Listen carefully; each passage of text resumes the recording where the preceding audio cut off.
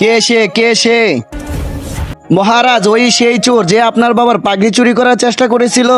না মহারাজ, না, মারো।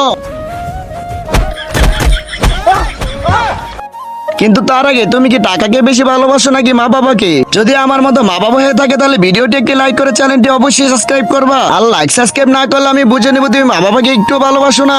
আরে শালা, আমাকে না, ওকে মার। না মহারাজ, দয়া করে আমাকে ক্ষমা করে দিন, ছেড়ে দিন। শালারা কি মারাটা মেরেছে।